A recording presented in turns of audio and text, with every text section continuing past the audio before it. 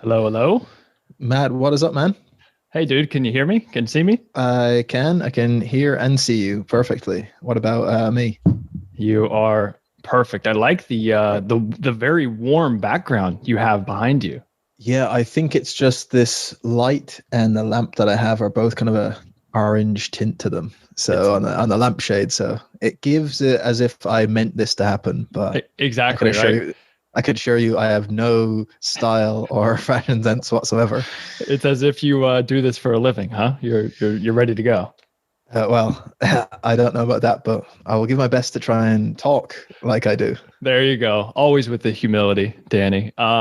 Yeah, man, I'm super excited to I guess quote unquote formally meet you in this one, and I'm also excited to give you the opportunity since you've been doing podcasting for quite some time to let you do the talking in this one, and I can ask the questions. Does that sound good?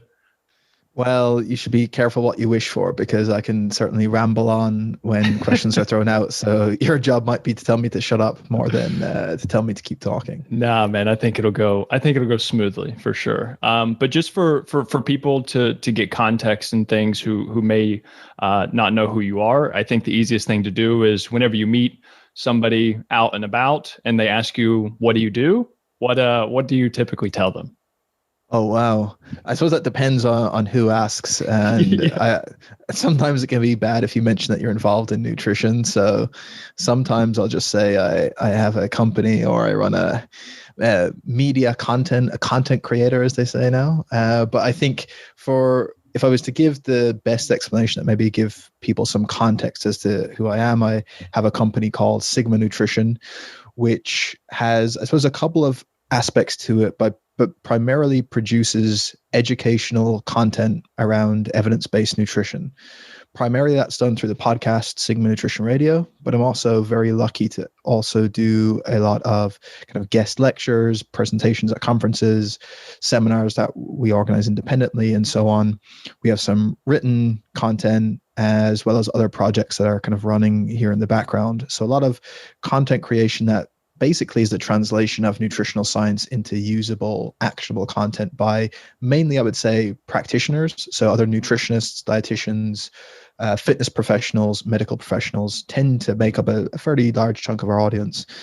We also have an online coaching service. So there's a number of coaches and a dietitian that work for Sigma Nutrition now, and they handle all our one-to-one clients, which is a variety of people focused on nutrition for health, all the way through to a significant number of athletes. We work with a lot of powerlifters right now.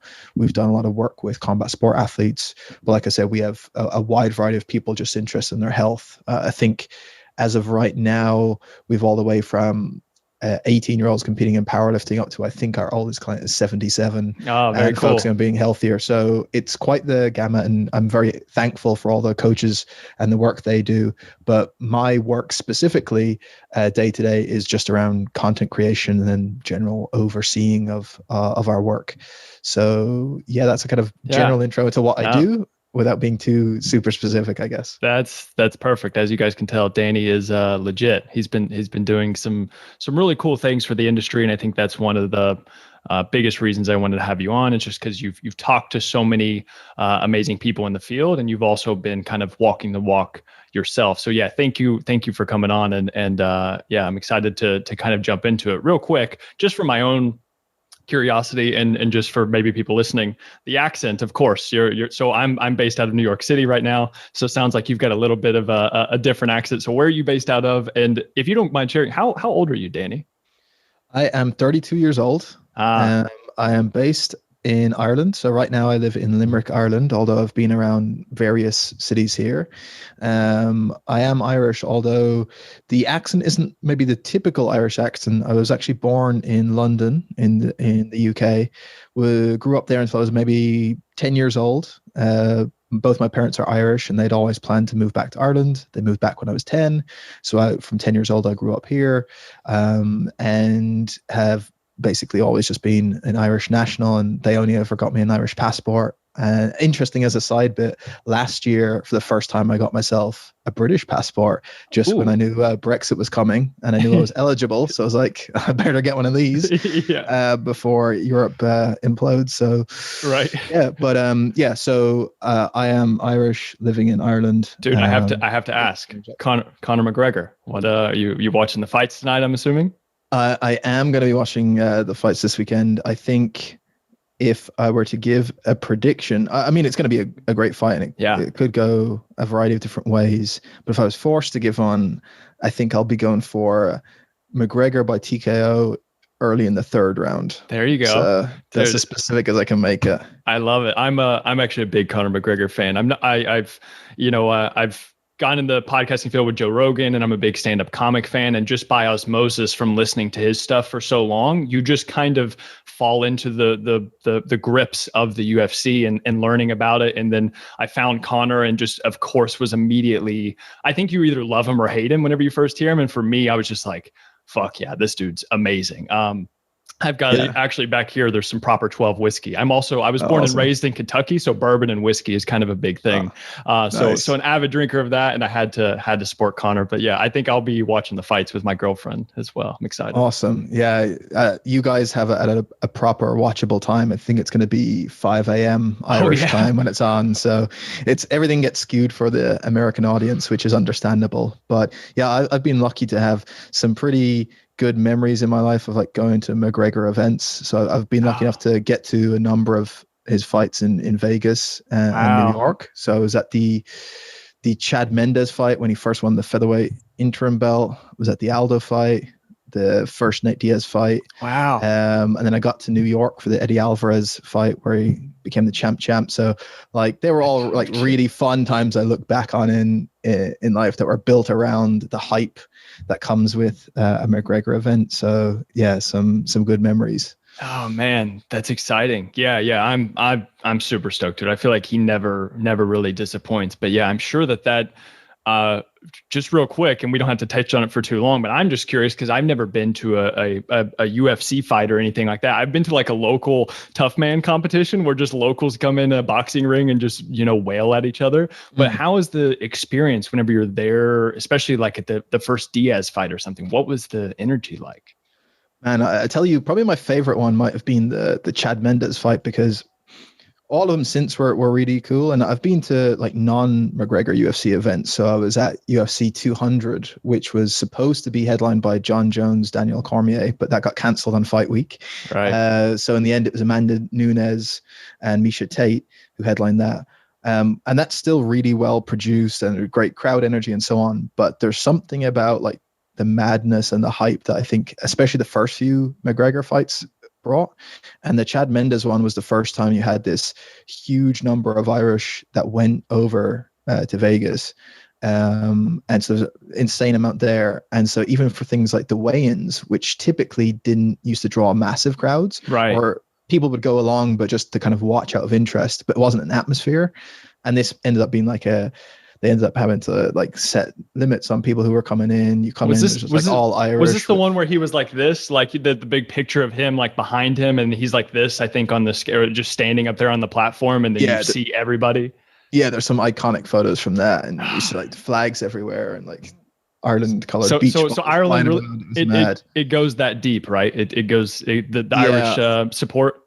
I think the MGM weren't ready for kind of the madness that ensued, because it just didn't typically happen at UFC events. So I remember that afterwards there was just chaos of like people just running and through the casino and jumping around. And we're kind of weird in Ireland that we're doing that. It's all very like playful to us, and like no one is kind of really like very small numbers might be, but no one is in there to like cause any vandalism or harm. It's like jumping around, singing, and like people doing stuff, but just rowdy. Yeah, like the security didn't know what was going on, so it might have seemed more concerning to them. Sure. And you just like these thousands of people like running through the casino and jumping about.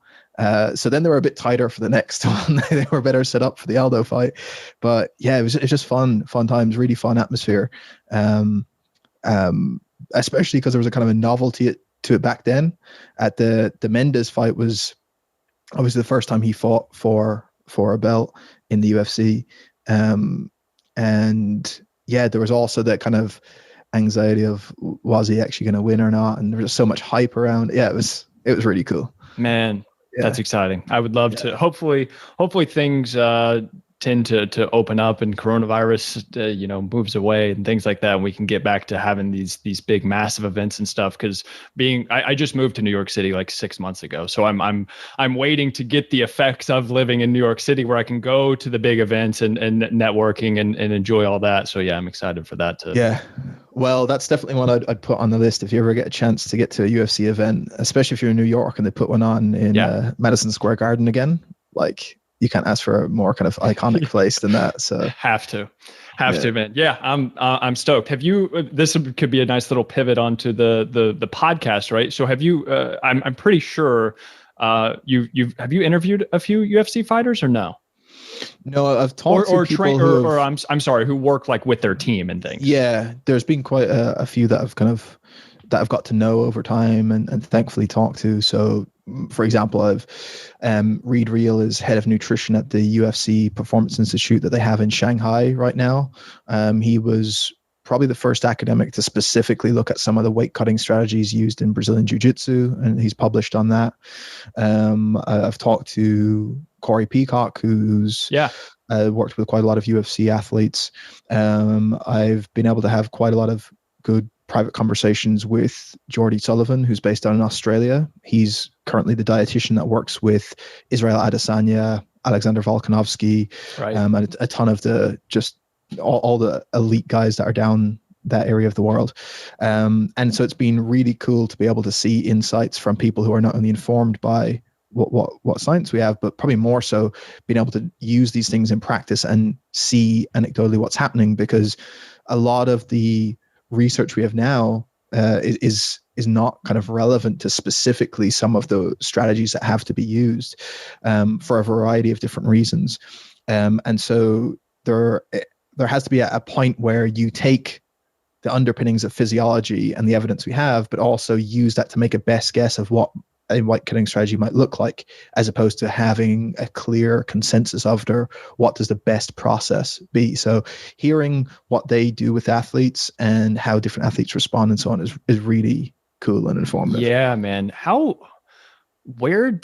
actually didn't have this down in the questions that I sent over to you, but I think it's worth asking. Where did this curiosity or thirst for not only just like knowledge, but like the very cutting edge? So like whenever I go to Sigma Nutrition Radio, like to listen to the podcast, it's to find out something very specific about maybe a topic I'm wanting to learn more about. So you get very much in the nitty gritty with things. So where did this type of thirst for specific knowledge come from? I don't know. As I tend to point with most things, I think there's probably just a degree of luck and randomness that just tends to be what my attention is drawn to. Like when I started learning about this stuff, there was an element of being interested in those details that I was finding out and just being generally interested in nutritional science. And so there's probably a lot of concepts that we cover in a level of detail that is largely irrelevant to the average person looking to make healthy food choices, right? I could probably cover that in a short space of time, and then most of the rest of it is about behavior change. Right. But there's all these other cool little details related to nutritional science that are fascinating, and I don't know what it is about that, but for me, it's definitely been the thing that's allowed me to have some degree of like a specific type of audience and a relatively well-educated audience when it comes to nutrition already. I would say most are at an intermediate to advanced level of nutritional knowledge as it is. And that's kind of been a product of both who has enjoyed the podcast, but also the things that we choose to talk about. In that for the average person looking to make better, healthy eating decisions, most of the stuff that's discussed either isn't relevant or would just not make any sense to them. So it kind of self-selects for that type of audience. And then therefore that in turn allows me to talk about these in-depth details about nutrition science. And so yeah, it's basically just been a function of what I'm interested in. And then when you start talking about that stuff, of course, with the size of the world, there's bound to be some other people who have similar interests, and just once they come across that, then you have something that serves them. Right. but yeah, apart from that, I don't know specifically why, apart from just naturally Yeah. inclined to like digging into more detailed things than surface level things. Yeah, that makes sense. That makes sense. One of the questions that I asked Steve Hall from Revive Stronger whenever he was on the podcast in the past, and also Miguel Blackett or Blackett, I don't know exactly how you say his last name.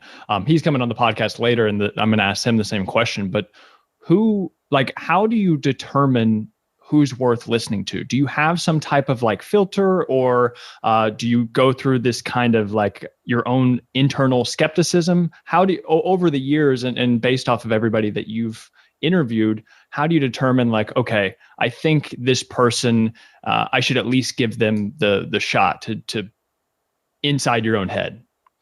Yeah, I don't know if there's like a set kind of process ahead of time, but like I think you alluded to it,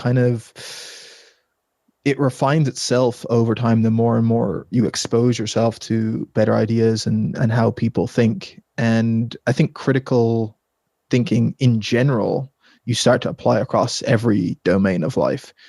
Obviously, it just helps more in nutrition that I've got to a point where, at least hopefully in some things, I can understand if something is clearly pseudoscience or nonsense. But in terms of working out, okay, is this person a trustworthy source of information? I think the first kind of filter we have to apply is maybe not jumping to conclusions based on, do we get a sense that we like this person? Sure. Because that's the easy one to go to. And there's lots of people that are very either charismatic or they resonate with our personality.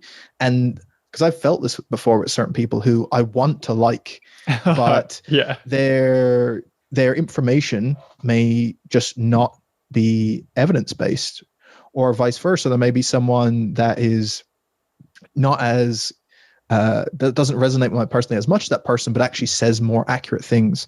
So I think it's being able to realize, to critically think through anything or to scientifically think through something, we have to be able to bypass the cognitive traps of being a human.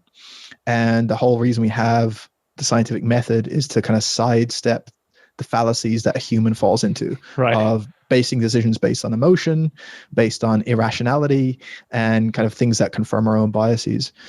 So once someone has made a claim or made a point, we're naturally going to want to jump to decide if that's something we want to take on board or not. And trying to hold back from making that decision immediately is probably the only thing I could advise. Like, give ourselves enough space to investigate, okay, is this thing actually true? Or if what this person is claiming is accurate, therefore that should mean X, Y, and Z. And is that the case? And really just have a process of investigating that.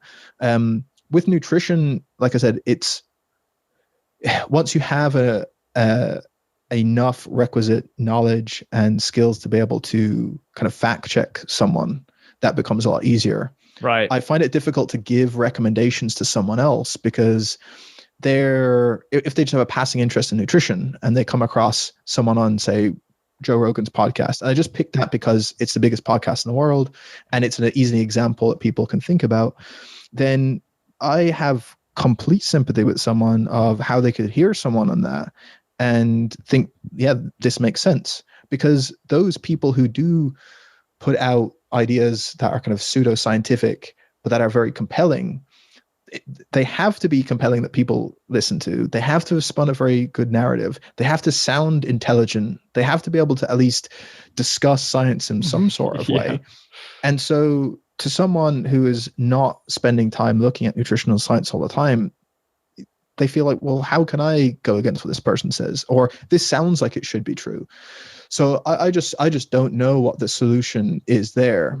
I think generally, though, and we may get into this, there's probably a point of the reason why we should trust consensus within an entire field is because it might not be 100% accurate, but it inoculates us most of the time that if the vast majority of people who are nutrition researchers, registered dietitians, medical professionals, if the vast majority are of a certain consensus position, then is that more likely or less likely to be accurate than this one person that claims to be going against the grain, right?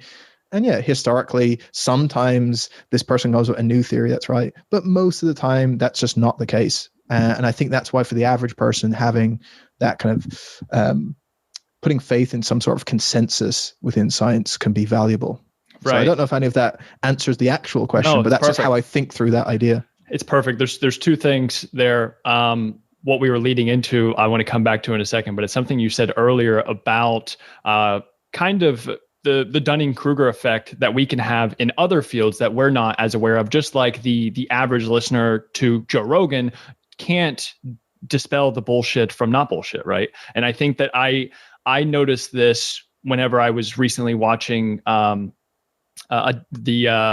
social media, social dilemma Social dilemma. on Netflix. I was thinking, I was like watching it and watching through these certain things, and then there's also this social scientist that I follow, and he kind of debunked a few things that they said, and I was like, this is exactly the same thing as like the Game Changers documentary, where so many people outside of the field of nutrition can watch it and be like, oh, this is it, like this is the truth. Just like me watching Social Dilemma, I'm like, oh, this is everything. This is all I need to know. This is one, everything. And what you don't realize is that you can only have one side of the story. Have you ever had that moment with things like that? Oh yeah, all the time. Because it tends to be things that I'm very interested in, but just Right. don't have expertise in. So one recent one that I think will resonate with most people is, interestingly, and this probably happens for a lot of people who are based outside the US, we have quite a big passing interest in US politics because Yeah. it tends to be interesting by nature, and also it has ramifications for the rest of the world, more so than Americans worrying about Irish politics. I don't think they could name one Irish politician, Not right? familiar. Not familiar. But US politics is fascinating to me, and but I do know that, of course, as with anyone, I have a political bias in terms of my general philosophy, not to any party. I don't care about parties or government structures per se, but a political ideology I think is better than one or the other. But then in terms of making like strong conclusions, I then have to remind myself, well, hold on, like I don't have a degree in political science. I don't spend all my day looking through economics or politics or so on. So I may have a sense of, do you know what, like this political ideology or this political policy to me might seem like a no-brainer, but there are almost certainly millions of Americans that maybe don't agree with that position who have looked deeper into it and maybe are economists and political scientists and just have a different view that I'm not aware of. And it's very hard to kind of stop at that point, because I feel kind of a connectedness to Yeah. the conclusion I've made. Yeah. So, and I think, and politics is a good example because everyone kind of feels it that way. And it's why it's one of those classic examples of why arguments get so heated, because everyone feels like they know what the answer should be. And yeah, I've thrown myself sometimes, I might be right, but am I really as certain as my brain tells me I am sometimes? Probably not, Right. So yeah, that's one that comes to mind. Yeah. How do you yeah, there's so many different ways that I could take that, but I think what sticks out is, how do you not and maybe this has evolved over time, but do you have any recommendations or advice on how to kind of not let your ego get in the way? How do you not let your own convictions and identities and things like that get in the way of finding out, or at least getting closer to the truth? It's probably a few things that I can think of. One is trying to, because with any type of idea or from any area, there's probably going to be some degree of signal and some degree of noise. One of them is not 100% signal, the other one 100% noise. There's probably a bit in both. And so to find where the signal is in each perspective, you have to be exposed to those perspectives and trying to, well, consume content from a different perspective. What are the best arguments the opposing side can put forward? I think that's a very useful exercise, trying to read through that and trying to think through from, the most charitable position of the other side, or the best argument, or the best thinkers on an opposing idea, as opposed to the ones making really weak ideas, right? So if I gave an example in politics, one that might not kind of land for people outside the UK. But if I were to kind of pick apart some of the ideologies of, say, the Conservative Party, who's currently in power, and I think there's a lot wrong with them, but I use like straw man arguments of crazy nonsense Boris Johnson has done. That might not be the best argument that someone of a conservative persuasion in the UK could put forward. Someone else might be able to make a better argument for a certain policy position. So maybe I should go and find what that is and understand why a lot of people seem to think that's a good idea. Right. Similar one that might be apply for in the US, rather than go along with like memes or one-liners about different policy positions, or like this kind of rhetoric of, oh, anyone who believes this is an idiot, right? So let's take more controversial stuff. So like Medicare in medical care in the US seems to be a big policy one where there's a lot of debate, right? Let's get into it. Say, and without me making any conclusions on this, but just an example, someone could come along and say, oh, any of these people that are against Medicare for all are just all idiots, right? Is that really likely? No, right? Because a lot of people seem to have a position that they aren't advocating for that, even though for maybe a lot of people in Europe, it seems like, well, this seems like a no-brainer, right? Who doesn't want universal healthcare? So instead of making my conclusion immediately that if you don't want universal healthcare, therefore you're just wrong, instead of thinking, well, what are the best arguments they have instead of the worst ones? Who has really thought about this and can articulate to me an idea against it? Now, it doesn't mean I have to adopt it. It doesn't mean that one's correct, but at least I'm searching for some of the best versions of a counter argument rather than just presuming that what I or someone else believes is going to be a good idea. So that's easier said than done, right? And but I think that is in some way the key of like, is there a good argument to be made? And as you go through that investigation, you may find, actually, I looked really, really hard and there's actually not a good argument for X, or there's not a good argument for Y. And therefore you can maybe feel a bit more confident in your position because you actually looked, as opposed to presuming you were right. Yeah. If that's making any sense. Yeah, absolutely. I think what you also have to do is a little bit of internal self-reflection and figure out, is this about me getting closer to the real truth, or is this me hoping I'm correct about something because it says something about myself and it confirms something inside about me, right? Yes, I do think that's a large part of it. And that's very insightful. I think it goes undetected that if we are seen to be the person that advocates for X, then that tells people something about us. And yeah, I think that's a very dangerous trap to fall into. Because you often see people who are very vocal about what the right thing to do is, but if you look at their actions of on the ground things they've done to advance something in their own community or a certain cause or whatever, it just doesn't exist. So that would indicate, well, are they actually making change, or they just want to be seen as someone that's on the right side of an issue? Yeah, virtue signaling, basically. Yes, yeah, and that's a huge problem. And I think we probably all need to recognize that we can get rewarded by feeling good when people positively support us or tell us that we're a good person or we're on the right side of something. And it's very complex. I mean, we took the example of politics, probably the most complex thing in this dynamic, right? Of how should we organize society? So there's probably easier examples, but I think it's a good one because there is that diversity of opinion. And we tend to be very strong in what we believe is true.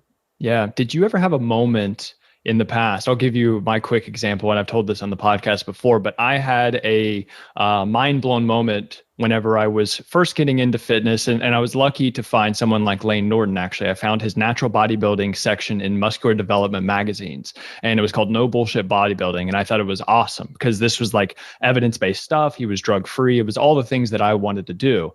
So I really saw him as an authority figure. And then maybe a year or so later, I found a guy by the name of John Kiefer, and he was the one who founded carb backloading. And carb backloading was this supposed to be the holy grail of dieting and have all of the science behind it. I bought his book. It had hundreds of studies in the back of it, and I was like, this is it. Like I've figured it out. Like I've got the holy grail of dieting. This guy knows all this stuff. And then one day I noticed on Twitter, I think, that Lane Norton had called out Kiefer or said that he was full of shit or something, right? And so in that moment, I had this epiphany moment where I was like, okay, who's right here? Like, is it like I trust both Lane and I trust this Kiefer guy, but one of them have to be full of shit because Lane doesn't agree with Kiefer. So did you have a moment similar to that ever where it just kind of, you were like, what do I do? Who do I believe? Yeah. Yeah, that's a really good question. I definitely early on, before I had gone through the degree of education in nutrition I had, but was still interested in reading about it, was definitely more persuaded by a lot of the arguments that would come from like the low carb community, from the paleo community. You mentioned that Kiefer, he was probably part of that because of the carb backloading thing. So there was a lot of those type of ideas that made a lot of intuitive sense. They were articulated by people who are objectively smart people, like just and articulate, and they just sounded appealing. And then over time, as I tried to kind of broaden and learn from different people, I remember seeing that, okay, here's this thing talking about like evidence-based practice, which wasn't really a phrase that was around that often back then. It was used in evidence-based medicine, but no one was talking about being an evidence-based practice nutritionist apart from maybe a small handful of people. And this idea that there seemed to be at complete odds with all this rhetoric around paleo diets or gluten-free diets or low-carb diets. And so then you start looking through it, and there's these people who seem to be, again, able to make a really strong case with evidence as to why this is not accurate. And then once you start questioning it, then that's kind of the path to you start finding stuff out. And when you're presented with that dilemma that you had of people out here on both sides have these studies, then that leads you to that bigger question of, well, what does it really mean? Like, how do we objectively work things out in science if you can point to a study for anything, right? It's a kind of ongoing joke. There's a science in it. There's a study in anything in nutrition that will point to an answer. And this is where you start thinking about the concept of, what does an overall body of literature say? Why do we have consensus positions? Why do we look at a broad range of studies? And then you start thinking about what evidence-based practice really means, and you get into all these ideas. And the further you get into that, I think that's when that light bulb comes on. It's like, I can see what these other people are doing, right? You come across things like cherry picking. It's like, now I actually see examples of it. Now that I've learned what it is, and now I look back and say, oh yeah, like that was kind of really poorly chosen kind of references, or you can make a point using anything. So to me, that was it. That it was much more low carb, kind of paleo. I was very sympathetic towards early on, and then started getting exposed to various different people's ideas. I know I did a short mentorship under Martin McDonald, who's a nutritionist based in the UK. Around that time, I think Alan Aragon did a seminar in the UK that I was at, and so you're getting into this area which now people would see as the evidence-based community, but just these perspectives of how to evaluate research. And so that was coming across people like that and ideas like that was probably the turning point for me that kind of mirrors your experience. Yeah. Interesting. No, I really like that. And so I want to get your take real quick, since we were talking about this consensual field of evidence and people who have a consensus towards one possible solution, right? What do you think about just like conspiracy theorists or conspiracy theory, or just people who mistrust things like the CDC or government officials and say they're funded by this, they have this, just so they make such bold claims with conviction? And I'm not saying that I know the answer either. But I also don't think that I have enough knowledge to be like, yes, this entire organization is built on fraud and they don't care about the general public. They actually have this ulterior motive. So what do you think about conspiracy theorists and that type of stuff? Yeah, this is a super fascinating area. And I think given everything that's happened this year, it's something I've thought more about and have read some books about. And recently I got to interview the author of one of those books, a scientist, an Irish guy, David Robert Grimes. He wrote an unbelievable book called The Irrational Ape. And he's actually published some peer review research on conspiracy theorists. But this area is fascinating because there's almost like a different flavor of conspiracy theory. And there's obviously there's something about them that have to be appealing to people, otherwise it just wouldn't be a thing, right? So there's an appealing part of it for many people. And the interesting thing that some of the research highlights is that it just being a conspiracy is enough for it to be appealing. So the actual facts of a conspiracy may not matter as much as the fact that it just is conspiratorial in nature. And that's why you get people who believe in one conspiracy tend to believe in multiple others, right? Because it's just the fact that you're believing in them.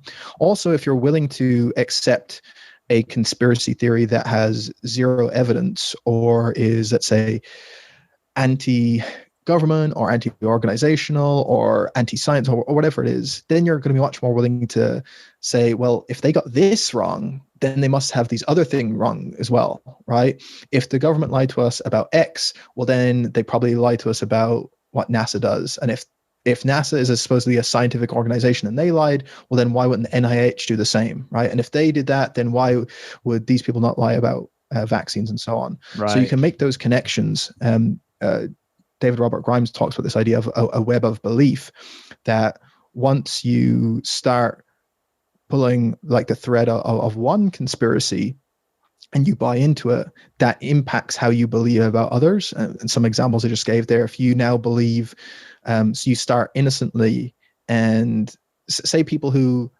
go in and start learning about like a low carb diet, but the person they learn about it from is spinning them this rhetoric of, oh yeah, you've been lied to for all these years about calories and whole grains and so on. They just want, big pharma wants to keep you fat and sick.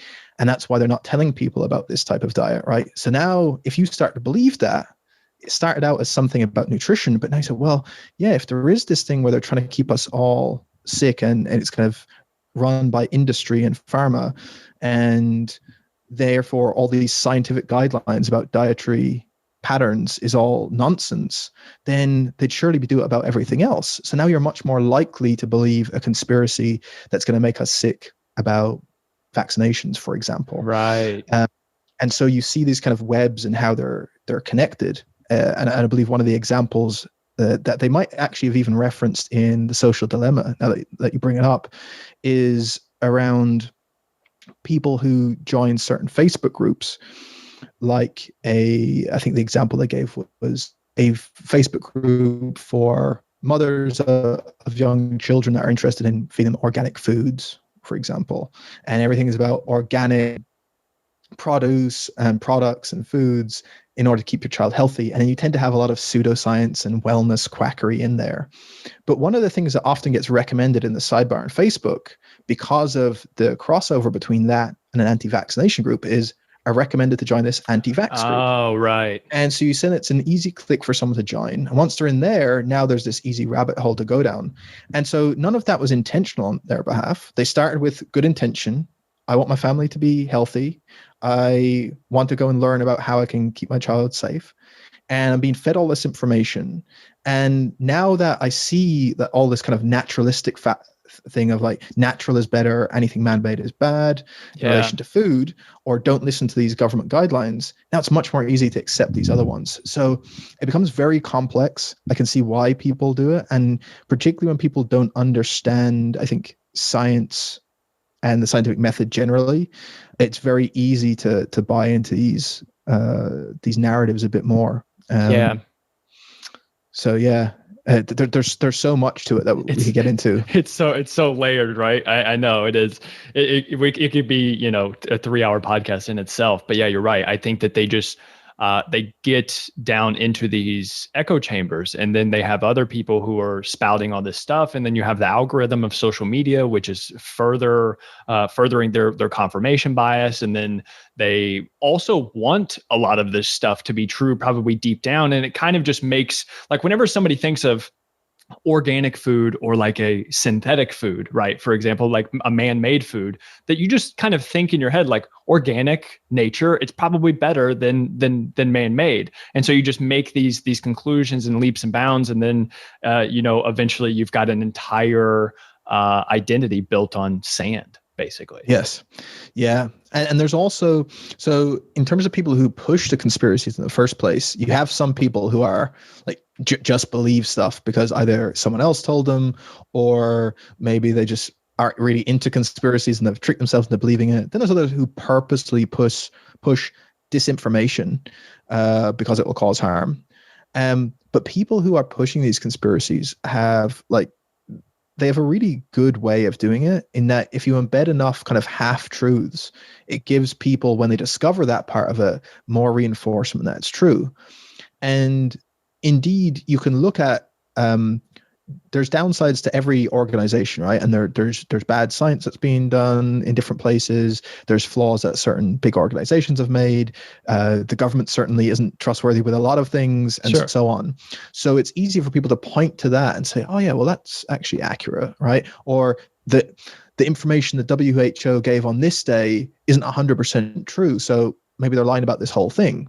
And so there's enough half-truths embedded in these different things that, in fact, yeah, you can point to different stuff.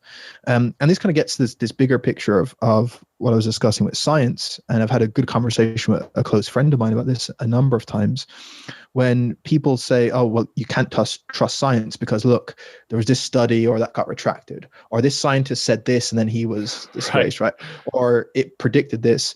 It's like, yeah, they're all individual scientists, or that's a body of science, or that's our scientific study. The scientific method of how we work out stuff is separate from that. It's not related to any human. And when errors are made in science, the scientific method corrects it over time. So sure, there could be a poor study done, or a scientific institution could say something that's not 100% correct, but that gets corrected over time, and that's not undermining the endeavor of science. I think it's strengthening it. Actually, it's you exactly. want them to do that. You want them to change their mind. It's the whole point of science, that it's self-correcting machinery. And it's just interesting, yeah, that people are willing to accept evidence, or a lack of evidence, or willing to accept a conclusion based on no real good evidence, or even fabricated evidence. And it goes back to what we said at the start. If you aren't trained in thinking critically and thinking scientifically, which are tools to kind of bypass your human cognitive biases, then you are more susceptible to the fallacies of being stronger in your conclusions than you should be, to thinking emotionally as opposed to objectively and rationally. And so that combination is really tricky, because now if something emotively gets you going, and then you believe that, and then you are more likely to believe you know everything, then that's a real bad recipe, as opposed to realizing you kind of you don't know what you don't know type thing. Yeah. But it's really difficult to be able to start having a conversation to change that, I think. And I couldn't imagine, and I mean, you interview these people, I couldn't imagine how frustrating it would be for some of these virologists and the people who have put in hours and hours and sacrificed so much of their life to come up with things like vaccines, or do the research on things like COVID or whatever, and just immediately be dismissed, or they have bad intentions or whatever. I think it's just, I think you don't understand that unless you have the grasp on what it means to be a true expert in a field like you do, and you've talked with these people, and you've talked about so much. Like the more it's the cliche is true, the more you know, the more you realize you don't know, right? And so yeah, I do just find it frustrating. I feel for the person who doesn't know any better, but I also feel for the actual expert as well. Oh yeah. Oh yeah. And there's so much of that people kind of trying to discredit world leading virologists and public health epidemiologists. And like you say, having zero clue about the degree of training that goes into getting into one of those positions. These are not just some even getting a PhD in any of these areas would be an infinitely more training than most of these people commenting on it. But then to reach the top of any of these fields and like be conveying the consensus between an expert group is for a reason. But if you don't trust science, then it doesn't matter, right? If you don't value logic, it doesn't matter. If reason is not how you make your decisions, then someone can't reason with you. And that's the problem. If someone only makes decisions based on emotion and what they want to believe, then you can't talk rationally to them because they don't value it. You know? Right. Who was that? Sam Harris that said something like that? Like what logical answer could you give to someone who doesn't value logic in the first place? Yeah, I always remember that. It's like you can't use logic with someone who doesn't value logic. What do? You can't reason with someone who doesn't value reason. So yeah, it's an interesting one. It is. That's a conversation for another day. But I'm glad we touched on that, because it is very interesting. I think what I want to do, since we just have a few more minutes and I want to respect your time and things, I want to because we've been very heady and conceptual and things like that. But as far as like, you talk to these people, you learn, you have this thirst for knowledge and curiosity and things. How do you balance between learning versus doing? How do you, because I love learning and reading and things like that as well. If I could just sit around and just learn new things all day, I think I'd be all set. But how do you kind of then get into the action taking part of things? Do you have any advice for people there? Yeah, I don't know if I'm the best person to ask. I think understanding why you're undertaking any endeavor is always good, because there may be situations where you purely want to learn something just for learning's sake. And so therefore in that circumstance, you don't want to start feeling anxious about not implementing it enough or doing enough, or this isn't having a measurable impact on my life. Maybe just learning about that thing is enough, right? Yeah. But for other things, you're learning them for a specific reason. You want to be able to do something with that. And therefore, probably the best way to do it is, okay, what do I want to get out of it? How do I measure if I'm getting something out of it? And then can I check in on if that's going ahead, right? So you might just learn random trivia just because it's fun, right? Yeah. And you might never need to check if you're making progress on your trivia knowledge. Yeah. But you might want to learn to play the guitar because you actually want to play in front of people. So in that sense, yeah, you're probably wasting your time if you're learning all about music theory, but not doing anything with it or not being able to implement it. So knowing what it is you want to get out of it and how do I break that into like measurable goals. So if we're applying that to things like nutrition or fitness in this context, sometimes if it's just for general reading because you like it, you might have a book that you just read through and don't make any notes or anything. It's just fun. But if it's learning, typically with nonfiction books, if you're reading it just to learn something from it, then you'd want to be able to like, okay, what is the goal of reading this book? Okay, I want to get certain ideas from it. Once I have those ideas and maybe I've made highlights on them or written them down, how does this actually change what I'm doing? So if it's to inform your practice as a dietitian or a coach, am I using this? Is there a place to insert this? And how can I start doing that now? As opposed to just reading about things. So I don't know if there's any kind of concrete steps I would say, apart from if you know ahead of time what the goal of learning something is, that will make the difference. And it's okay to learn things just because you like learning, but there's other things you're actually trying to develop a skill. And anytime you're trying to develop a skill, it's probably good to have a way to measure your progression of that skill. Right. And so if you know that ahead of time, that's one way to ensure you're actually doing it. Yeah, I like it. Right. It's more so one is a tool or a utility, and then the other one is just for the sake of doing it. The process is the reward in itself. Yes. Yeah. I think so. Real quick, I have two questions, and then I think we can wrap it up. Based off of everything that we've just talked about, what I've been wanting to start doing at the end of my podcast is just like, what should people do next? Based off of what we've talked about, I think critical thinking and just thinking more clearly in general. What would you recommend people start doing or do more of? Maybe that's helped you or that you've learned from others on how to become a better thinker. Yeah, I actually think there's probably some good, easy, free courses that are around the internet, typically produced by different universities or lecturers on actual critical thinking, argumentation, things like that come under different headings. But basically just talking through what are logical fallacies that we can fall for, what is deductive reasoning and inductive reasoning, how do we make a solid argument that is actually valid, right? It's based on these certain premises, are these true, etc. Like just understanding those terms, and you can start to see how arguments are presented and if a claim is actually valid or not. So there's probably, people can just Google search for reasoning or logic, and a free easy course would be a good place to start, and it just run you through those terms. In terms of like kind of popular books, there's some really good ones that I've enjoyed reading. I think Daniel Kahneman's Thinking Fast and Slow. I knew it. I knew that's what you were going to say. Yeah. One of the best books I think that's ever done a job of trying to translate research in any area into like a popular book people can read. But it's just a really phenomenal book from a phenomenal researcher. I would say the Irrational Ape by David Robert Grimes that I referenced earlier is another good one on thinking that I've liked as well.